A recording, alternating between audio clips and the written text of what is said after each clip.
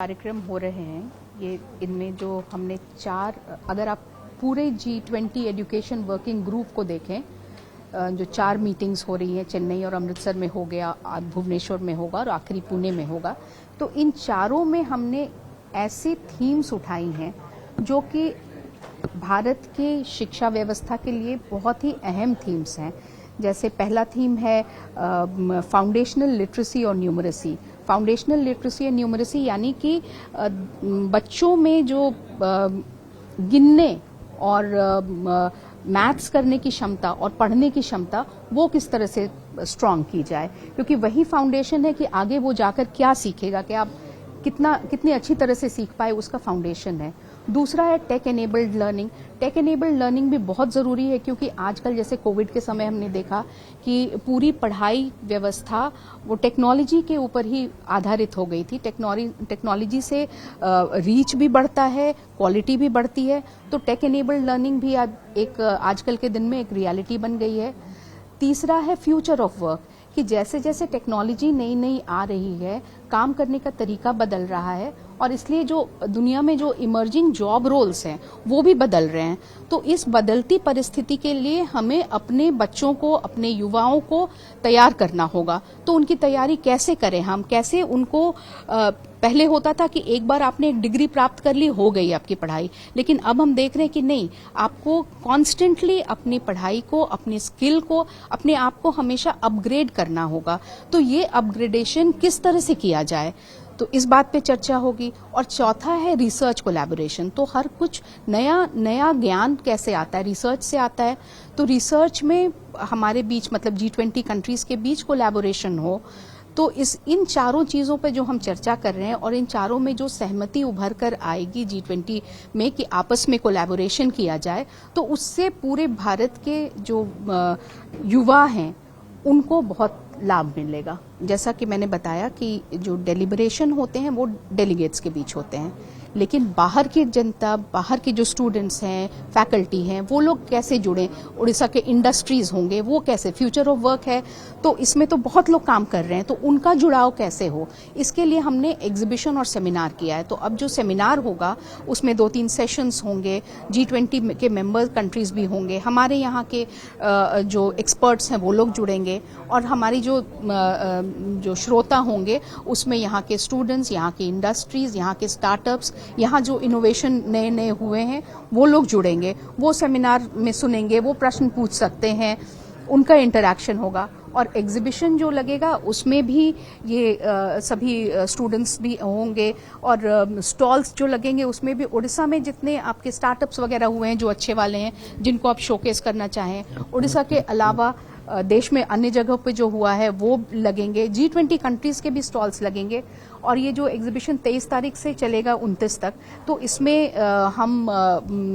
Invite करेंगे उड़ीसा के students को, सभी के लिए, पब्लिक के लिए खोला जाएगा, तो वो देखने का भी मौका मिलेगा लोगों को। हमारा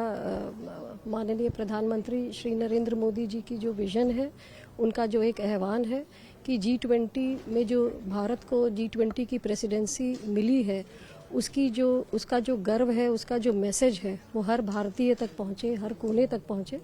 उसके लिए जो उड़ीसा में, जो भुवनेश्वर में जो working group, education working group की जो बैठक हो रही है, उसके जो पहले के जो प्रीकर्सर इवेंट हैं, वो प्रीकर्सर इवेंट में खास तौर पे अपने माननीय union minister honourable Dharmendra Pradhan ji, honourable union minister for education, skill and skill development and entrepreneurship के मार्गदर्शन के, उनकी गाइडेंस के नीचे हम लोग जो काम कर रहे हैं, उसमें हम 23 से 25 में हमने सेमिनार और वर्कशॉप का आयोजन किया है। इस सेमिनार और वर्कशॉप के जो टॉपिक्स हैं वो है इमर्जिंग टेक्नोलॉजी, जो फ्यूचर ऑफ वर्क है, जो आने वाले समय के लिए जो यूथ को जो जिस तरह के कामों के लिए, जिस तरह के इंडस्ट्रीज के लिए जो इक्विप होना पड़ेगा, उसके लिए किस तरह की स्किलिंग, अपस्किलिंग, रीस्किलिंग की ज़रूरत है। और उसको ही डेलिब्रेट करने के लिए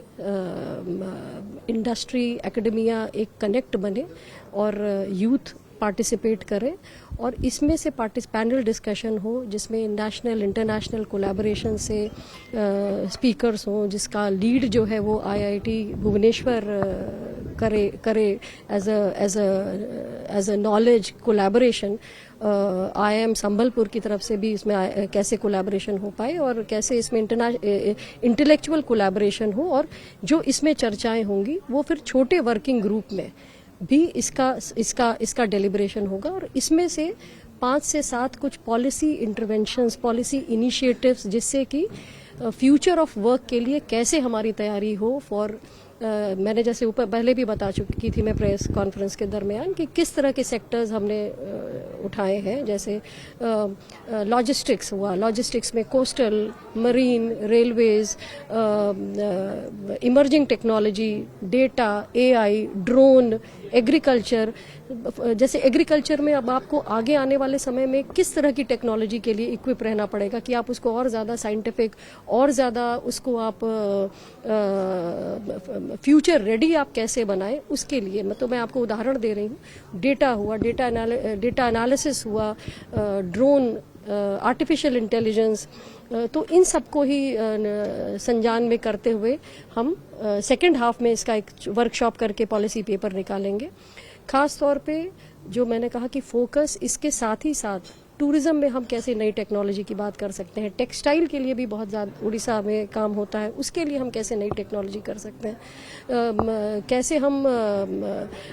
मिलेट्स की बात अभी हो रही है, खेती की बात हो रही है, कैसे ट्राइबल्स के फोकस करके हम उनके लिए कुछ और फ्यूचर ऑफ वर्क के लिए उनको जोड़ सकते हैं। तो इस तरह से हमारे सेशन फर्स्ट हाफ और सेकेंड हाफ इस तरह से होंगे और उसका एक आउटकम जनरेट होगा हर सेशन के बाद। उससे पहले जो 1 अप्रैल से उत्कल दिवस से हम जैसे जन भागीदारी, जो माननीय प्रधानमंत्री जी का एक विजन है, एक उनका एक आह्वान है, एक उनका एक कि जन जन तक ये बात पहुंचे कि कैसे G20 की जो प्रेसिडेंसी मिली है वो कितने बड़े गर्व की बात है। उससे उड़ीसा के डिस्ट्रिक्ट का हर यूथ, हर विमेन लेड एक पब्लिक पार्टिसिपेशन, एक पीपल्स पार्टिसिपेशन की तरह से हम उसके लिए आगे बढ़ रहे हैं। और उसमें 1 तारीख से लेके और 22 तारीख तक हर डिस्ट्रिक्ट में, 30 डिस्ट्रिक्ट में हर कार्यक्रम होंगे और उसमें स्लोगन कंपटीशन, ऐसे competition, painting competition, wall painting competition, local cuisine competition,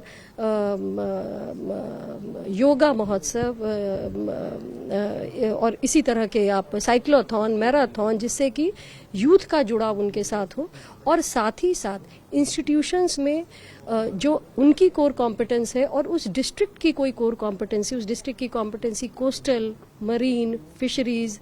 rice, agriculture, organic farming, textile, handicraft, tourism, data, तो ये अलग अलग टेक्नोलॉजी में भी इंस्टीट्यूशंस चर्चा करें और इसमें से भी बच्चों को यूथ को पार्टिसिपेशन का पूरा मौका मिले। और यहाँ पे हमने एक इस तरह से हमने सोचा है कि ऐसा करके वहाँ से कुछ बच्चे जो विजेता होते हैं अलग अलग प्रतियोगिताओं में, उनको भी हम इस जो 23 से 25 में हम जो शामिल कर रहे हैं, उनको भी हम शामिल करने का एक उनका हम रखेंगे।